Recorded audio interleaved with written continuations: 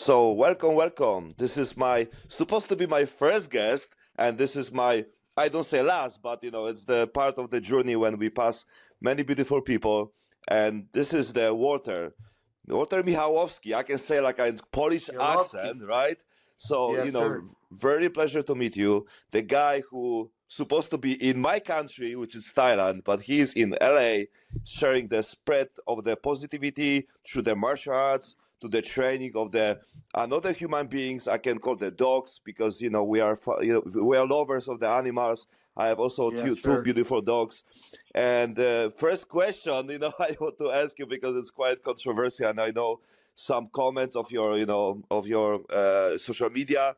I want to ask you, which one is easier to train, humans or dogs?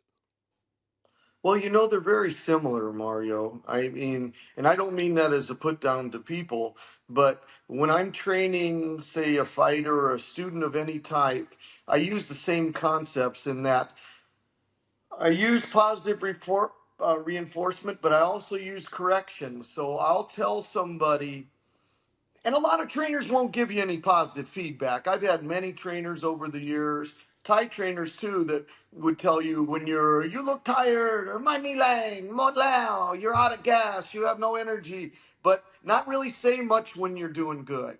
Mhm. And I don't think that's good. So when I'm training a fighter, I will tell them when they're doing well, hey, that looks really good. You keep doing that, you're going to be a world champion.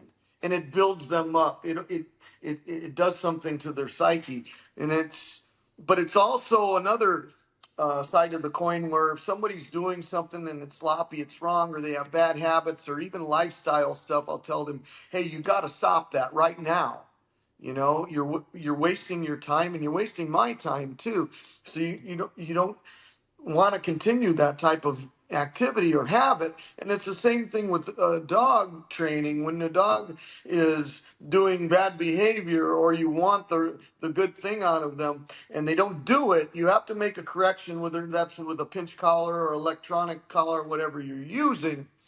And then you correct that within a certain time frame, so they know that you're not just scolding them or punishing them for no reason. But on the other side of the coin, when they're doing well, you drop the ball and you good boy, and you reward too.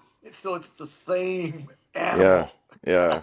We're the same, and it's like, seeing like even on the eyes. I always even look because my parents, I mean, my grandparents have a farm, and even the pig and everything. Like in general, the animals, you can feel the feelings. Like for me, it's Yes, the eyes and everything. You can know. Like people say, yeah, they don't have soul. I'm absolutely don't believe it. Like I no, believe they have a soul. They've, I believe they can be also a reincarnation of even ourselves if we go that deep, like, and I do people, too. right? And I can also say like they choose us, we don't choose them.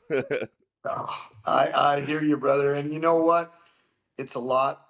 There's a lot of similarities psychologically training the fighter. At least for me as a coach now, I retired from fighting, Hmm. quite some time ago. But when I'm coaching somebody, and a fighter is a lot like an animal, you have to bring out that animal instinct because you don't like getting hit. You don't like getting your ass kicked. You don't want to be embarrassed either. Hmm. Sometimes you just look terrible, and it's humiliating. So when you got to figure as a coach, how do I bring that out of them? Hmm. And I just had a fight this weekend, and I had one of my it was a female, a girl. And a girl's challenging to train sometimes too. I've had some girls that they go through different things. They're different. Their metabolism, they have Yep. periods and menstrual cycles and things that the men don't have. So it's a Hmm. little bit different, maybe more emotional too sometimes. So I had a girl fighting for a WBC title, amateur regional title this week, and she did very well to Lin Lu. And I calmed her down in the round. You can see a clip. I'll send it. I think I sent it to you Yeah, too. yeah. So I'm I post talking to also. her, I and post also. Yeah, I post also yeah. my. Hey, can I cuss on here? Is it okay if I Yeah, swear yeah. or Absolutely, no? absolutely. Yes, Okay. absolutely. Sometimes I try to control it, but I can't. It's like expression. So I'm calming her down in between rounds. I'm like, okay, inhale with me, breathe, let's slow your heart rate. I start to calm down, and then all of a sudden I go, all right, now don't you fucking slow down. Right, right. And just turned it around like that, and sometimes you need that. You need to dig deep. And whether it comes from dog training or people or I see a lot of sports psychology now too, Mm-hmm. and who's using the sports psychology the most is the golfers. Mm. Golf is a very intense mental game strategy, and there's not a lot of physicality to it Yep. like Thai boxing, but it does. It's a lot of pressure. Mm-hmm. And I think all these sports and in life in general, how do you handle pressure? It's easy to do things to your full potential when everything is perfect, but it Yep. rarely is. It rarely is. And sometimes things can be thrown at you that can be horrible. You could get arrested the night before. You could have a family member die. You could Mm-hmm. have a lot of things happen to you. But how do you handle those? Yeah. So on your case, because basically when you still fight, like when was this? How many years ago? If I ask. Let's see. I got the Sit Yat Tong camp, Kriya Tong, the founder of Sit Yat Tong camp. I fought in Thailand. I have the poster on the wall. I actually have the my opponents that I fought at Pattaya Stadium. They called it Pattaya Nua Stadium Mm-hmm. in the Pattaya Nua. Uh, I fought Photong Sapriyapan, and I knocked him out in the first round. He gave me a short, so I put him up on the wall with the poster. But after I won that fight, Kriya Tong found out that my wife and I were opening a gym here in California. And he said, Walter, I order you, you're going to be the new Sit Yat Tong camp in LA. There was one in Boston with Mark Delagrati, great guy, and same like me, white boy that could speak Thai and fought Mm-hmm. over there and stuff, and paid his dues. So Kriya Tong orders me, you be this camp, you're gonna be the new Kriya Tong in California in America, boy. Do you understand me? And I was like, yes, sir. How Thai Kong? Yeah. And So. that's how it started. That was 2003. So Mm. in 2003, I started that, and that was the end of my fighting career. And it's the same time was like a switching from your fighting to be a coach, and how the transition looks like for you, because basically the fighting in general, like you said, is expression, is basically the emotion go out, it's easy. But I think coaching, it's more like at the golf, you need to control It more, is. right?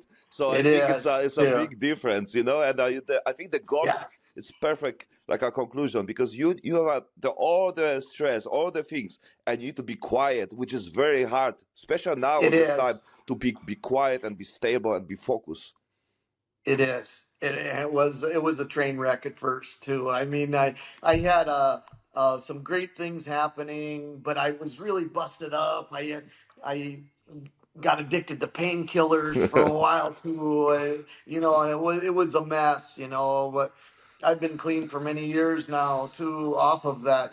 But it took me a long time. My teaching style changed a lot too. In the beginning, I didn't really show that much. I was like, all right, put your gear on, and we would spar, and we would Yep. fight, and I hold pads for a few people. That was it. But Hmm. now things are. I have a whole regiment program, and I have fighting combinations, clinching combinations. I teach them much more technique and lifestyle changing, conditioning, and stuff that works. I mean, I'm not too scientific. I'm no like graduate Hmm. scientist with any of this stuff, but I know it works because it worked for me, Hmm. and that's what I do. Yeah, so it's applying for other people, and right now, like you have many fighters, you travel around the world, like it's focusing only Muay Thai, or you have also other things like boxing and I everything. do. I have some MMA fighters, Okay. but um, now not a lot. I'll be coming to Thailand again in December. I have Wilson Ha. He's IKKC welterweight champ here in America, and I'll bring him back. He fought at Rajdamdurn last year, and we'll probably put him back there again. And I do a tour every year where I take my students to go to Thailand, but we haven't went for a while though, Mario, because all that pandemic stuff, you Yeah, know. yeah, it was sucks. So But I'll definitely. come see you. I'll come see you in person. Yeah, absolutely. My podcast is here. It's sriracha, so you can come and then try the sauce straight from the source. Excellent, excellent.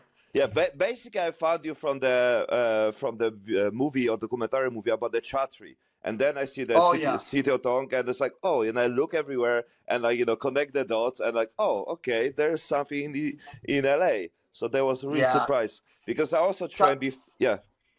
Chatri's awesome. Yeah, he's a good friend of mine. I'm so proud of it to see him grow like that, and he's always been like that too. Kriya Tong loved him too. He's just a great guy. So how when did you meet first time? It was the like youngest age. Chatri, Yeah. Chatri, I met him about the time when Kriya Tong was older, and I remember us being at Kriya Tong's funeral too. So probably 15 years ago now.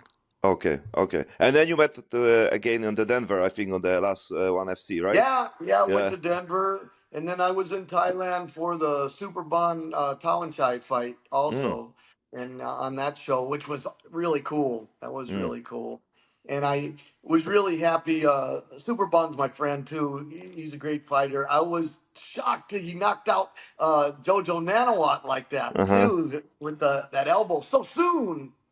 But he's like that. He can pull a surprise out of his bag of tricks, you know. Yeah, and basically, yeah, Jakarta that he trained also WMC when I trained like I think 4 or 5 years ago. That's how I start my Thai journey on the WMC Lamai Muay Thai. Yeah. Nice. So are you in Pattaya, Mario? Right now I'm in Sriracha. Basically, my place is Sriracha, Chonburi. Oh, So this is like a between. I always say if close someone, by. yeah, and it's Yeah. basically it's great because Pattaya still have many nice gym, the fire techs and everything. So I'm trying to be Hmm. around, going deeper, going also deeper with the BJJ. I see there's a lot of things connect with the in general martial arts, which I'm very happy because like Muay Thai, it's give you the power, the energy. BJ give you like the gold. It's more calm. So I try I to mix, agree. understand the community, and trying to bring basically the value for the community, also to promote, young fighters, to give them potential to promote themselves, to also have the, money to survive, because many people, and basically it's my, first fighter because I'm trying to also go inside the, promotion management, but on the way I just try and be supportive on beginning. And I see like Mhm. many people have really like struggle, first mentally, like you said, there's so much, shit going on, especially now, like people cannot handle like, something like we cannot handle, right? It's not like them, like everyone have the problems. So we just try to find a way through the martial arts. I think this is still the best way. And I always say, like, people say, yeah, it's, many different options. I say martial arts, it's like a default program. You should do it this even if you don't like it or not, because they allowed you to put Right. the time on something, and whatever you choose, you need to have the 1 hour when you put your energy on some activity. So the martial arts is still the best way because you have a people, and we need people. And I'm big fan of the like have one person who you can talk. If you go gym, Mhm. people do it alone. Nobody talk with anybody. People don't, train together. Nobody, everyone headset, sitting and do something and finish. Martial arts, you need to talk with the people. And whatever we Muay Thai, Right. BJJ is the community. So how is your community there? How is your people there? I mean, your community is great. I see like you support each Yeah. other. You have a great team. And I think it's the big value what you have on your gym. It's awesome. Yeah, I mean, they're a family vibe, and it all comes down from your mentors, who you Hmm. learn from, and who was your guides too, and then you follow in their footsteps. And I mean, I was very lucky to have a mentor like Kriya Tong Sananan, the Krutui. I Hmm. mean, he really taught us like the value of it. Yeah, not drinking, not smoking, no partying, stuff like that. I mean, not that you can have fun and Yep. everything too, but it just doesn't go. It doesn't work well with an athlete to be successful. And another thing too is being able to work together and spar with each other and see the same people all the time, and you have to get along and work with them. So to be a good training partner and things like that too. So I mean, yeah, it's I've been blessed with a good group like that too. So I mean, and Kriya Tong, like I said, was a great mentor. You know, I don't know if you know the story behind him, but he won the Thai lottery in 2004, Mm, gave the money away to the poor. I mean, I can remember when, you know, people were, gosh, I came back to the camp one time, one year, and the coaches had new BMWs and houses, and he, you know, he helped them up, he helped them out. And I think that one man that's doing that today, that's really kind of carrying, walking in his footstep, is Chatri. hmm. You Yeah, know, he's really, it's not about the money, it's about his heart, you know, and what he's doing for the community. yeah, And and it's the story, you know, like basically the everyone need to pass some shit. Like for me, it's I thought before, like, you know, we don't wish anybody to have hard time in life, right? We have our kids, we have our family, we have a, you know, younger generation. We don't want to have the bad shit happen. But basically, it's impossible. Like you need to right, it pass, can do it. yeah. You need to pass your journey, you know, and you have many like young people, and like how you like handle, you know, this, you know, the energy, the young energy, the being rebellion sometimes, you know, with your style, you know, like you basically, like you said, like you grow, you change, you know, you become more like a, you know, even mentor on the psychological part, not only like, you know, put the gloves, go ahead, you know, but you know Mhm. how you handle them. Well, Muay Thai is not for the weak, you know, and it takes a lot of heart. And I think it helps to have a little bit of a spiritual background too, whether it's Buddha, you know, Islam, Christianity, whatever it is.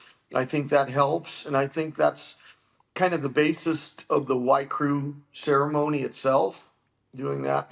And I think that I want to have more people on my team too. I don't want to go in and just be just me against the world almost, you Hmm. know. I like, you know, having a higher power. I'm not going to talk about any one religion or anything, but I think that's important. And what you kind of touched on there with what you said just there a minute ago, Mario, was you got to have discipline, man. You got to have discipline. And sometimes you do things that you don't want to do. What do you do when you don't feel like going to the gym or you Hmm. don't feel like running the 10K in the morning? Well, you do it anyway. Hmm. And then your demeanor gets better, your life gets better, and Hmm. that can relate to anything that you do too in work or whatever. A lot of this stuff it relates to other things. Like for instance, I'm involved in some other areas besides Muay Thai too.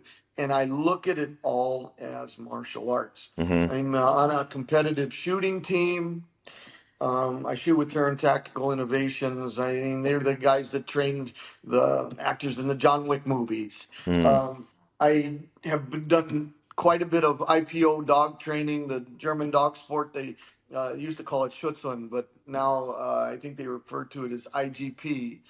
The politics, I don't know. Hmm. But anyway, it's obedience, protection, and tracking, where the dog works the scent and tracking. They work the obedience. They do the retrieves. They do all the off leash healing and everything.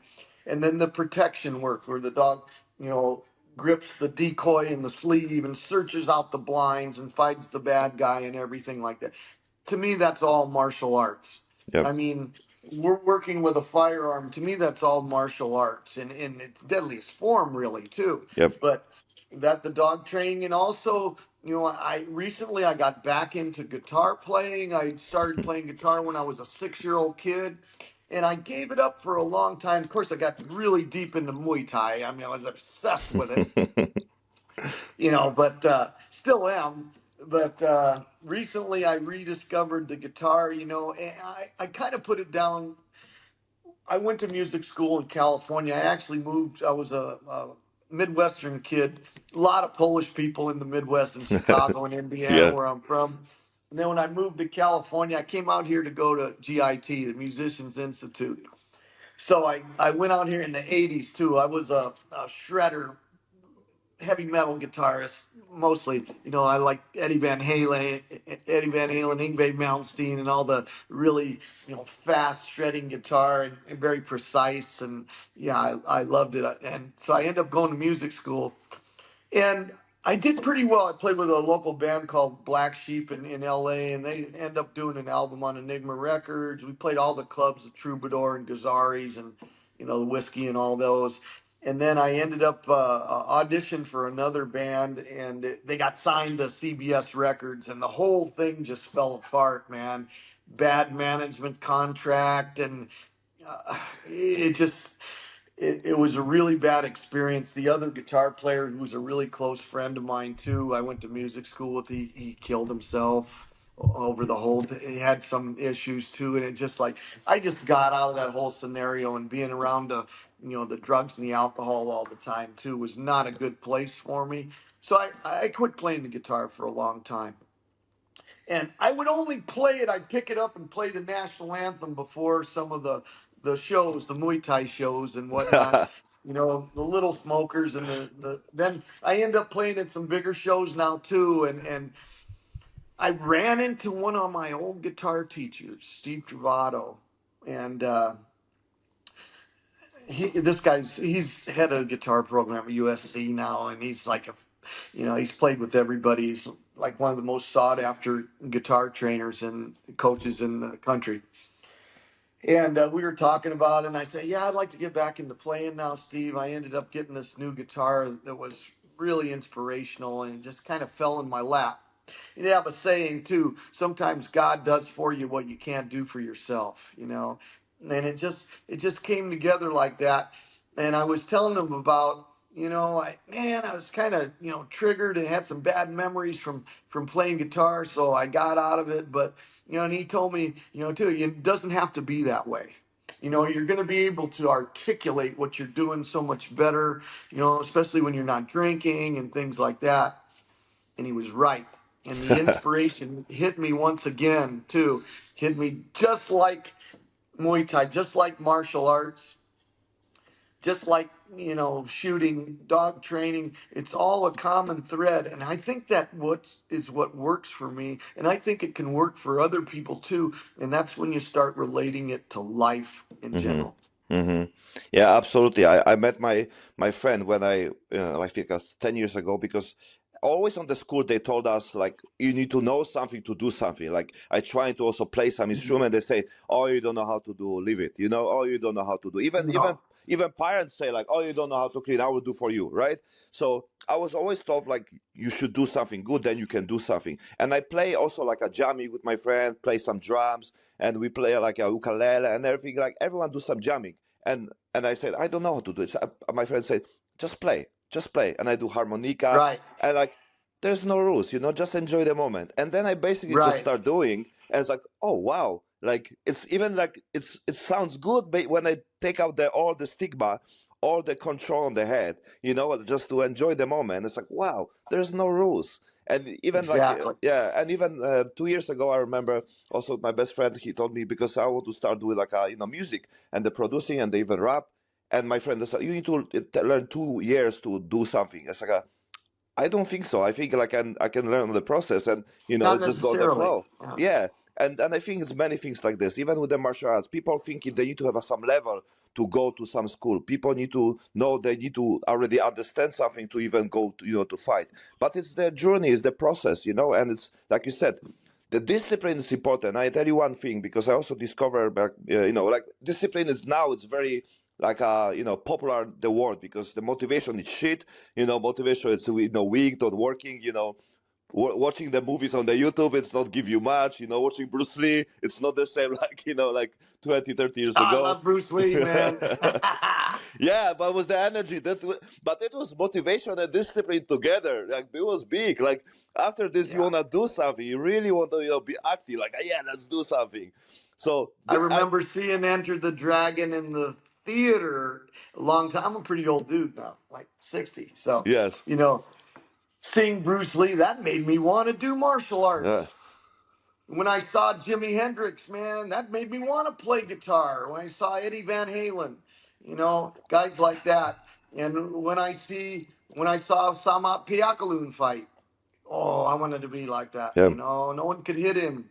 Yep. And some of the fighters, musicians, whatever it is, you need the mentors, Yep. right? Yep. And your mentors they can be positive or they can be negative too. You could have mentors. I remember looking up to guys that, you know, were in and out of prison. They were just badasses, and but that's not a good mentor, Hmm. right? So I mean, you can go. Depends what path you happen to take, and I hope that you can take a more positive one. Yep. And in the side of the mentor, and I think, like you said, the Chatri do a great job because he basically they take the local heroes and people know them. So it's like we know Bruce Lee, but he was someone on the cloud, like like in general. But if we take like people from the gym, the neighborhood, we can take people from the gym or from the some city when we know them. And it's also more connection. And later, and I think the podcast in general, or like the conversation, or even interview after the fight, it's a great part when people can know them and relate them. It's like, oh my god, like Rotang have also heart, like, oh my god, he have a emotion, oh my god, he have a problems, right? So people see like, oh, it's Right, it's the same person like me, and I don't need to be like crazy, like hard. I can be also nice guy, at the same time, train, fight, and basically get out from some problems like everyone else. And I think on the part when you are the coach and basically you see young people and everything, like attract more people to this place, attract more people who are similar. They're coming there not to just be number one. They're coming there to get out from the problem every day. And I think many people thinking like, you know, this is about the fight. It's like it's not about the fight. It's about us. It's about people. It's about having one person, like you said, even to talk about the life, even to talk about the daily shit what's going on. The COVID was the hard time for everyone because people disconnect and they don't have yeah, anybody. Like we talk about the community, but basically, messed up, fuck yeah. you up mentally. Yeah, Yeah, if you don't have one person, and the mentor can be good sample because then you have at least someone. I always say it's not about community; it's about one person. If you have a one person who can talk, express yourself, and there's many things people talk now about them, mental, like problems in general. Like even the Paddy Pimblet, he mentioned like his friend, also killed himself, like in 2 days, before the fight. And he showed like let's talk. We need to talk about this one. We need to have someone to talk about anything. And sometimes we have a people who just call us and hey, wanna go out or something, and we're thinking it's just going out. And basically, is the call for the help. What people right, cannot find the way, and like. In general, like even you said about discipline, I also think discipline is not enough. We need to have someone. We need to have a strategy for this because you tell them right, but they need to have someone to even to tell them about this one, bro.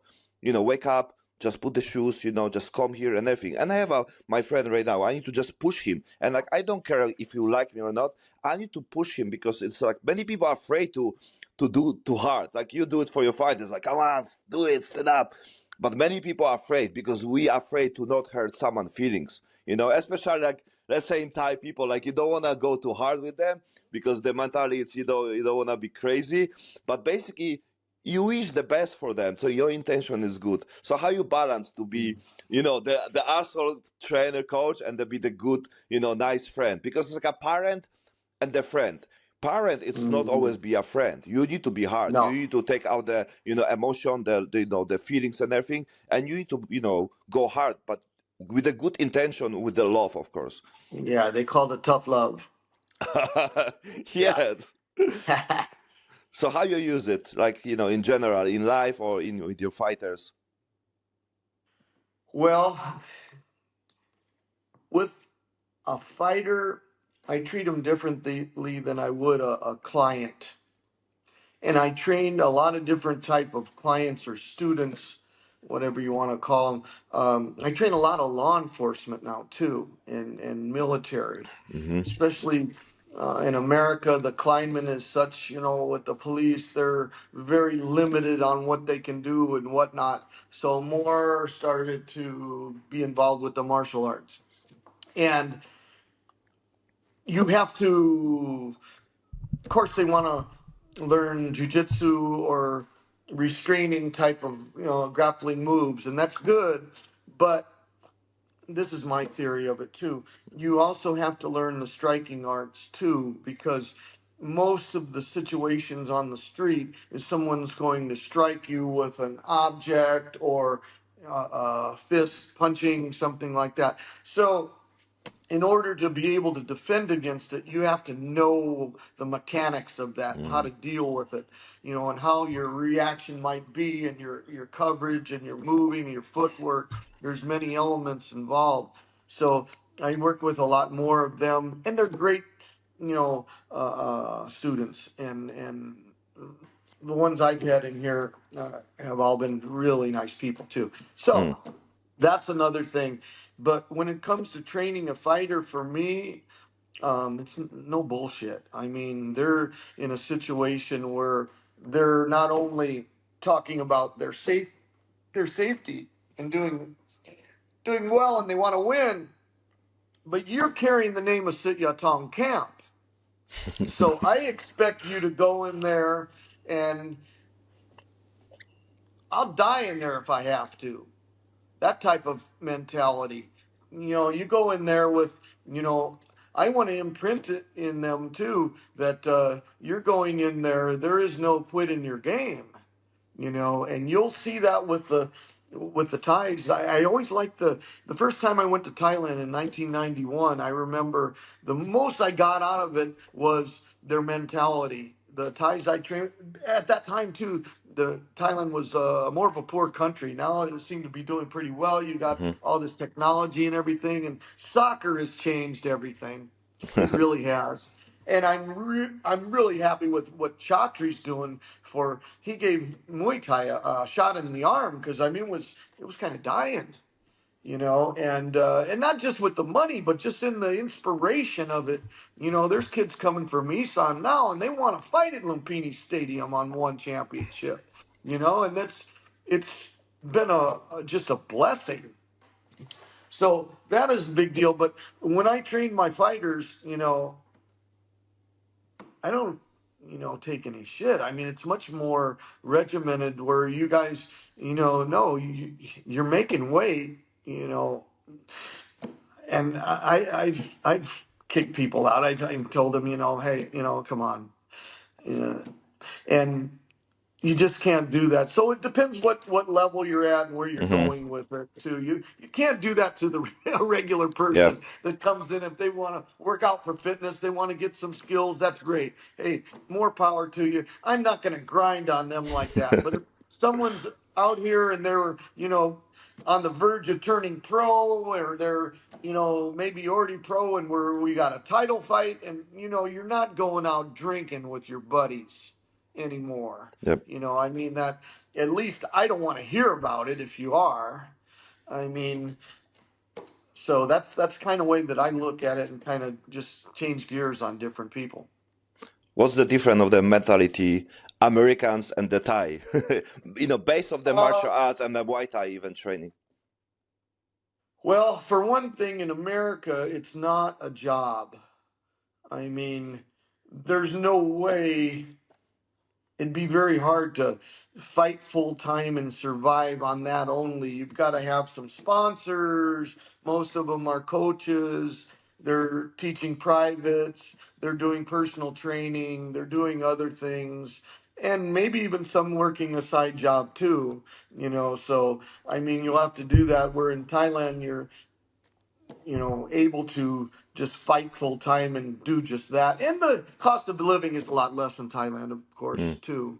So it's just a different animal. And also, I mean, there's nobody living in our gyms here, and there's no one living in my place, now too. But in Thailand, you got dorms. They live there. They get up. I remember when I was staying in Rayong at uh, Samat's brother Gong Tolani Piakalun was like my mentor when I was in Thailand, and he got a job teaching at this military camp in Rayong called Sa Panajapet, and they were hardcore, man. It was owned by the Thai military. The owner was a general, and man, they used to wake us up. The sun was even coming out, and this the like manager would come in there and he rode a moped when we were all running the 10K early in the morning. It was a durian farm too.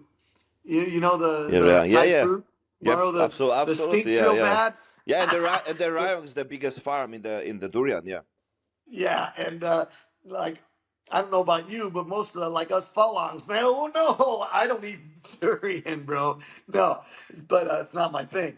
So, but anyway, it was a durian farm, and these guys used to wake us up at 5:30 or earlier in the morning. And you know how they did it? The guy would come into the room in this dorm. We were sleeping in all these like tents. It was like being in the military, and he would just blow a whistle.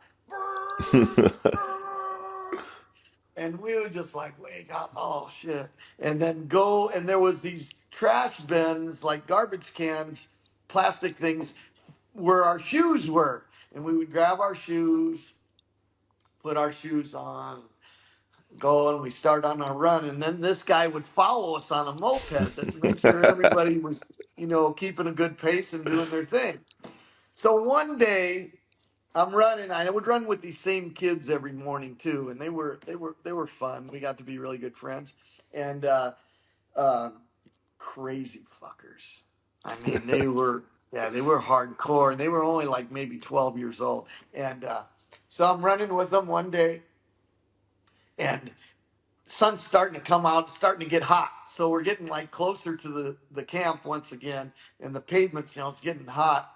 And one dude's shoe came off, and it was a beat up shoe, and it came off and it was dangling around his ankle. So the sole fell off, and he was just running on really a bare foot and one shoe.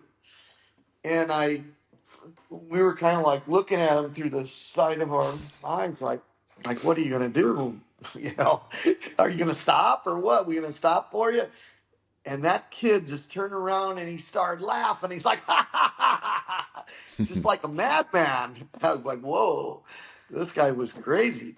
And that's just the mentality they had, you know, and really, I mean, hardcore discipline too. I remember one kid, he asked me one time to buy him, they had these little round donut things that they'd eat like as a breakfast snack, Hmm. and they dip them in some milk or whatever and eat these little donut holes.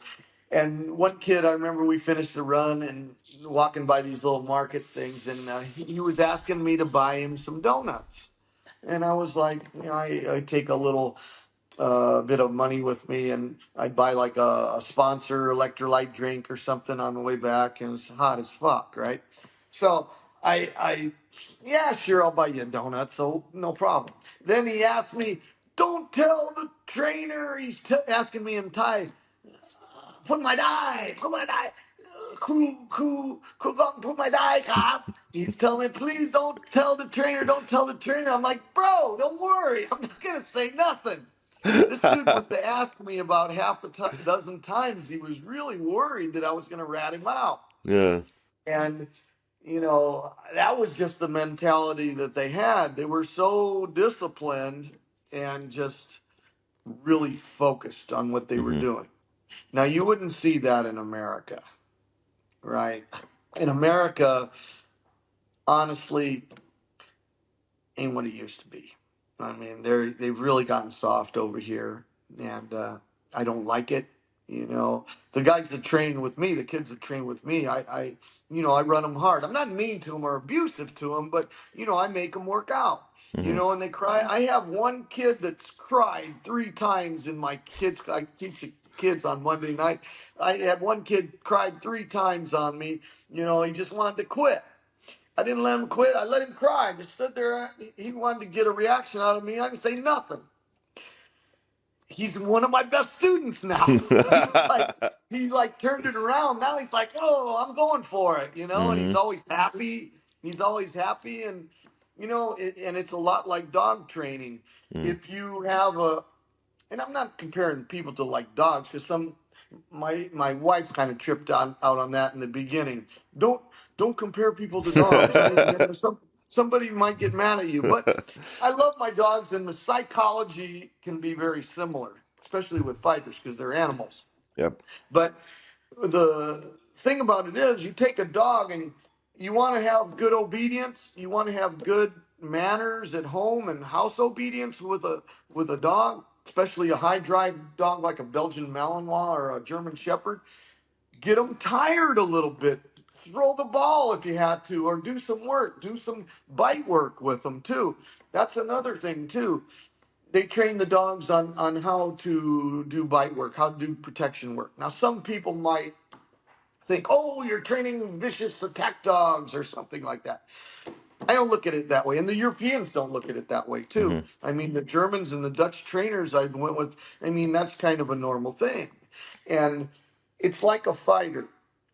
If you're in the gym and you're doing a lot of sparring and you're hitting the bag and you're hitting pads and you're not going to go out and pick a fight with somebody on the street.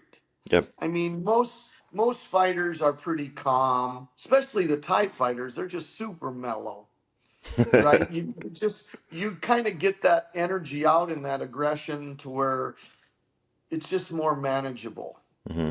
and that's psychologically one of the really positive effects Yep. of exercise in general. It releases the dopamine and endorphins, and just your whole life is more calm and serene, and you're more happy. Yep. And then if you know you have the energy, you have the power, like there's no reason to use it. Like I even Correct. yesterday, basically I saw the Rotang. He fights with some like a like a argument on the like whatever like some place, some restaurant or some spot, and they like Thai guy come to him like, oh, you look really crazy, like, and the Rotang sort of, he really like apologized to him, like yeah, it's like Mhm. people say oh, one punch and everything, but in general, like the first of all, he's smart guy, like why even maybe he makes something, why we thinking like, oh, this guy will punch him, like if he fucked up, doesn't matter if you are stronger, if you're fighter, you apologize because maybe you did something wrong. And what many people don't understand, that they comment, oh, hit him one time Right. and he will die, and why he talked to like this, he did this, respect. It's like it doesn't matter if the human, and even if a stronger whatever, and you make mistakes, you apologize. The Yeah. power of be a fighter not allowed you to be fight back because someone's smaller or you have a less experience. And it's what people don't understand. They see the martial arts like a someone have a power and need to use this all the time, which is basically opposite. Then you don't need to Right. use this one. You can be more calm on the And you most of the usually situation. don't. Yeah. Right. Well, you know how I look at that thing, that whole episode and scenario is, I mean, you can call me, say something to me or whatever. I'm not going to like it, but I'm not going to react to it. It's not like if they physically lay hands on you, then it's a different Yep. story. But some of these guys can talk. I mean, talk is cheap. And a lot of these guys with the internet too. Now you have these keyboard warriors, Yeah. and you can tell. I had one guy really say some, this was a while ago, say some really off base stuff to me. And I saw him in person, and I was like, oh yeah, well now what? You know, Mm. and he about started tearing up, like crying like a little baby. But you know what? If they actually physically attack you, that's a different story. But I mean, all this, I think on the internet too, I think people have like think they got a license to say whatever they Hmm. want without any repercussions, and Yep. that's not good. That's not good energy either. And a good um, someone told me one time too, treat other people the way you want to be treated, and you'll never go wrong. And that's been something that stuck with me too. Yeah, so I try to be nice to people, and I've gotten some good. The Thai people have always treated me really nice too, for the most part. So, you know, it's been really good. Yeah. And you speak perfect Thai, right? I don't know about perfect, man. Put Thai my game. I Didn't know always, it, I but always didn't know say, it. I always say I don't learn Thai because if I learn Thai, the first of all, I will understand all the things what they talk, and it maybe destroy like magic things about the Thai, like they're always positive, they're always smiling. So, but I know like everyone else have problem, drama, the talking, things about the politic and everything. So I try to like keep I understand many, but I try like not like ultra involved because I still trying to like live my own way, and I think it's advice I think for everyone because it's all about to find own way, and then everyone should just Yeah. find on rhythm or Well, it's on not going to hurt to learn more. Learning is good. The only thing, too, Mario, for us, we're phalanx. So, ภาษาไทยยากภาษาไทย speaking Thai difficult, right? yeah. Because of the tones, right?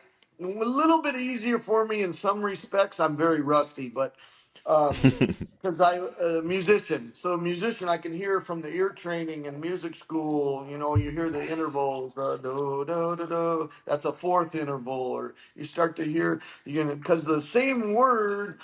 Uh, my, My my. It's no, it's silk, it's a question at the end of a phrase. It's yeah. also the context of where you place those words that means different things. So it's not easy learning the tones. The rest of it's not that hard, but the tones are, they're tough for us because the English, I don't know about Polish, but the English, there's no tones. Yeah. There's no really tones. It's like, I bought a car. I can say I bought a car. I don't have to say I bought a car. It's the Yeah. same thing. Yeah. And when I also like talk with the Thai and they say, "Oh, you say like this," and like, yeah, but it's the same. Like you say like It's the whatever same, right? whatever I Yeah, say yeah. like but you say car and like the car. It's like the same. I can say car, car, car. The same, the same. Oh, really? It's It's like still a yeah, car. yeah. It's still a car. All the time will be the car. Yeah, it's cool. I mean, in general, like I love Thailand on the because of the Yeah. mentality, and it's a big part. Like I'm not stick to this country, but I love this country because for now is the best way for me in general for many things, and many things changed since 1991 for sure.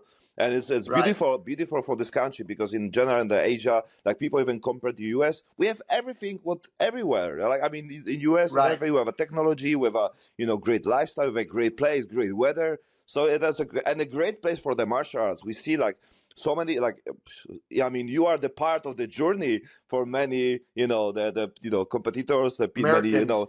Yeah. even on the MMA world what's happened UFC it's a big promotion in general. It's not about the fight it's a competition but in general about growing the sport. How many people come to Tiger Muay Thai. We have Bang Tao, like people like top fighters coming and the one FC like you said it's also bring the Muay Thai on the top level, and it's growing, and it's people need to find a way. Still, I'm the big supporter of this because I think it's just beginning.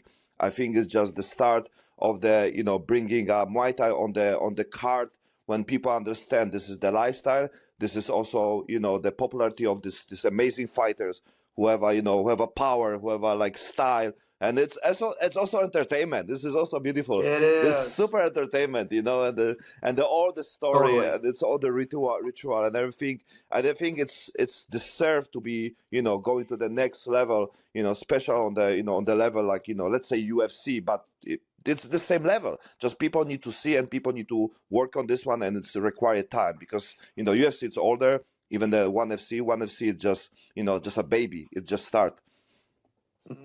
It's been going a little while now, but it's really developing even more. I'm really happy that they brought it to the United States now, Yep.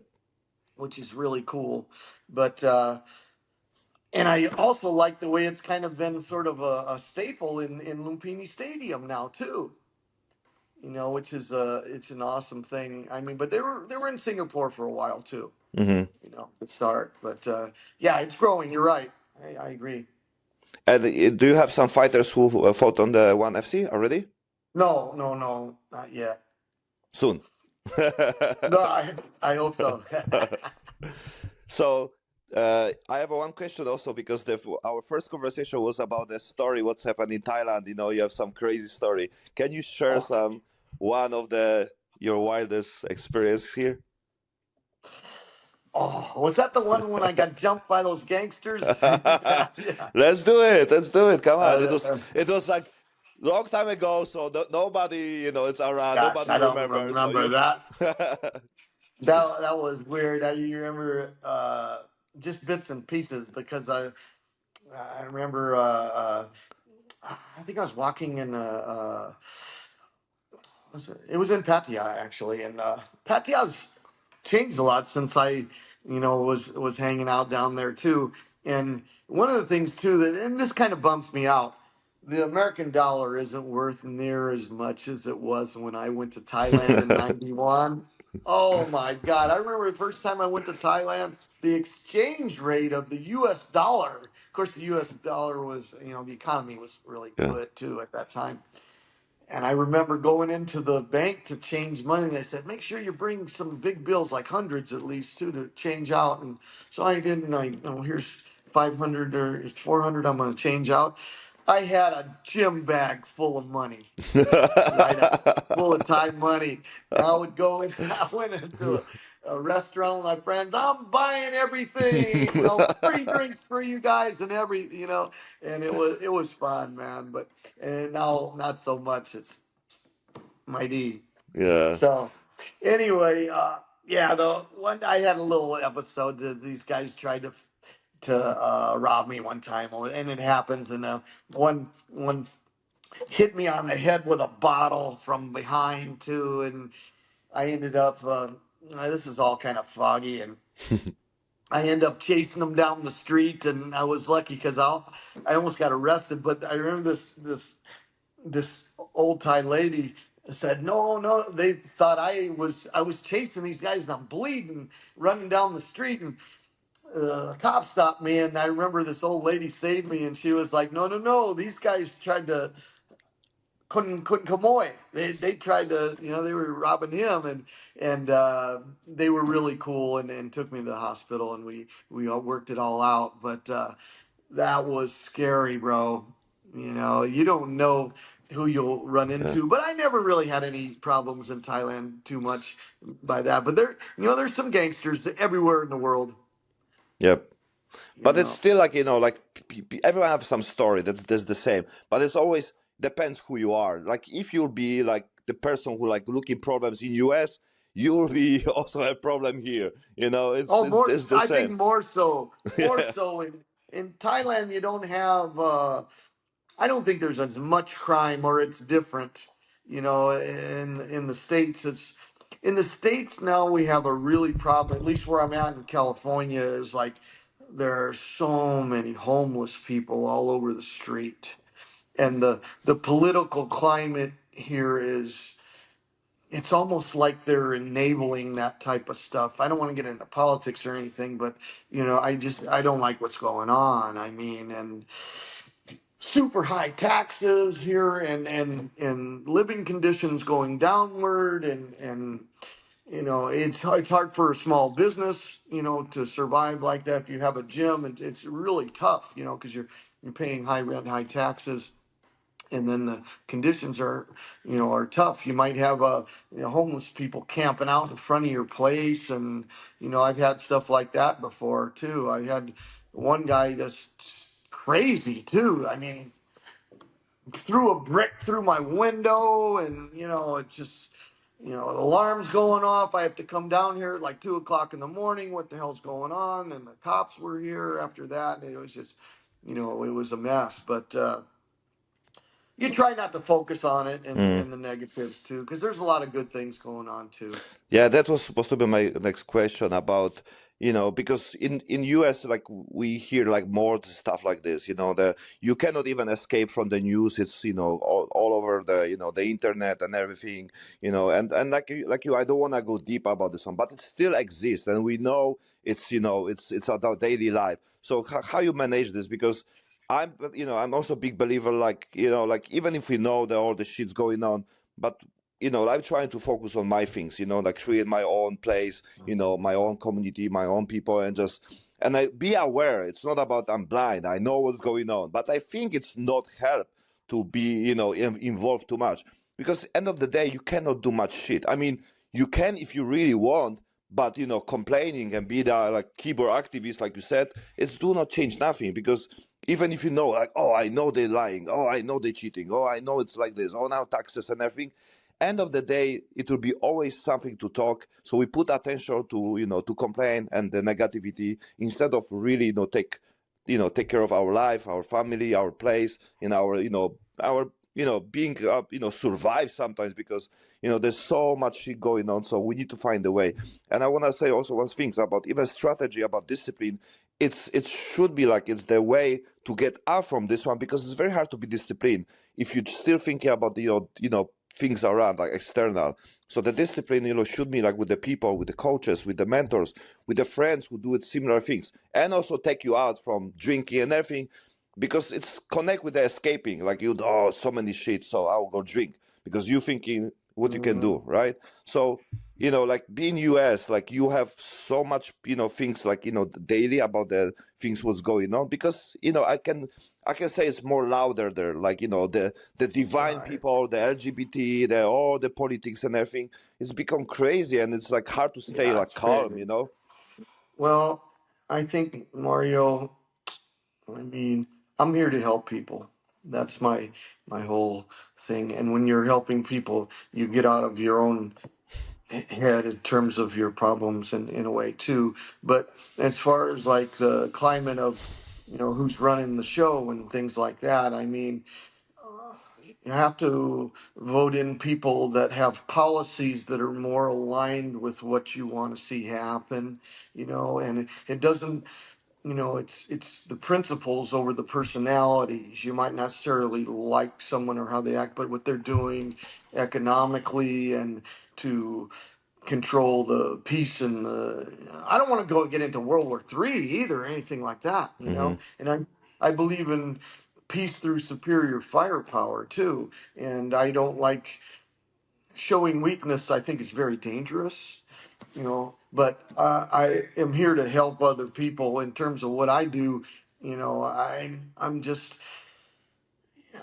I believe, God put me here to, you know, motivate people and to take them in a direction, because especially young kids or guys and girls too that I train too, I can, I have to lead by example in terms of the way I live my life if I'm going to be their coach. I don't want to get too far off base, and I'm not perfect. I'm going to make mistakes. I'm going to say and do things that maybe aren't, always there in the right direction. But for the most part, I'm gonna, my goal is to be a guide, like the mentors that I had, and put me in the right, because I could have, it could have been a train wreck for me too, but it wasn't, thank God, and I'm able to carry the message now. Mm. So what's the message? Also, what's the like the true things what you want to share with younger generation, or even even your generation? Because my father also come on Monday to Thailand. Like, and I want to also show him like this is still a lot of time to discover, to enjoy life. And it's also he struggle because of the daily life, the news and everything, complaining. He said, Mario, sometimes I just want to fucking finish, because I don't know what to do, so I bring him here. I want to, take him for the, just to even to see the martial arts and everything, just to start doing something. And I'd also, give him inspiration. Like, hey man, like there's still so much things to do, and like we can do together. And I think many people don't have anybody. It doesn't matter if the son, if the family and everything. It's a required some advice. That's why it was important for me to also make a podcast with you, because I believe you are like, let's say, maybe you are a similar age, and then he can relate. And this is important, because sometimes we hear someone's like, oh, he's on this position, I'm not like him. But if you have someone with a similar experience, with a similar shit going on, and then you see like he did it, so you can do also. So can you give me some, some words for my Well, father? I think that you're on the right track with that, what you just said. And I think that, well, you can't make someone do anything, right? You can only make the suggestion. They Yep. ain't gonna do it. Especially an older person like that, they're stubborn sometimes.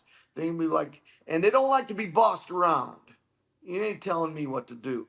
But you lead by example, or you show them how things are going well for you, and not to put them down, but to uh, to motivate them or and make them happy too. If we don't enjoy, and it's like training too.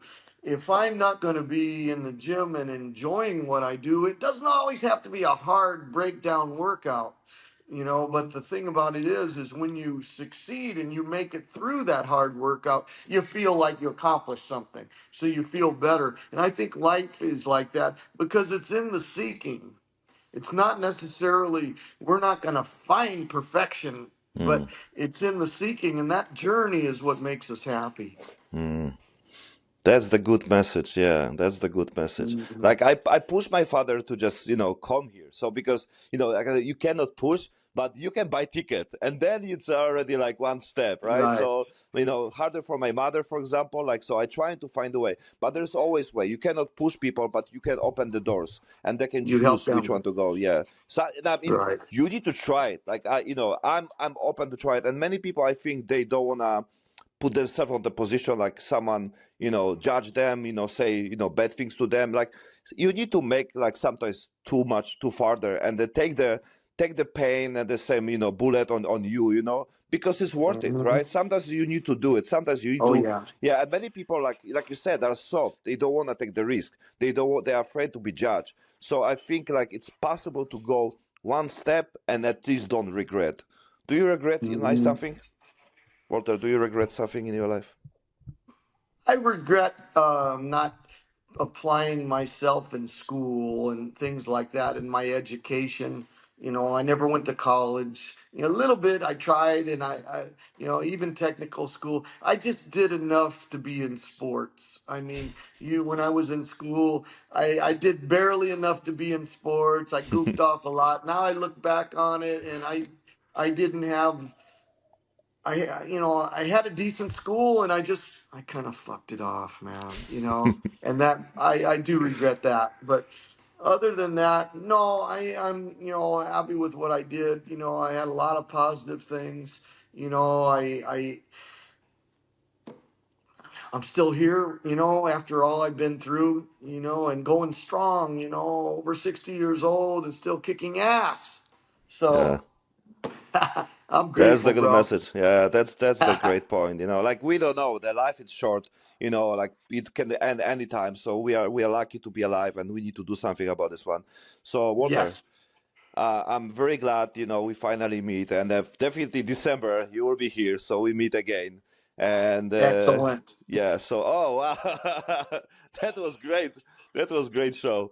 So yeah, so Cup keep in good touch. cop. Yeah, Cup on Cup, everyone.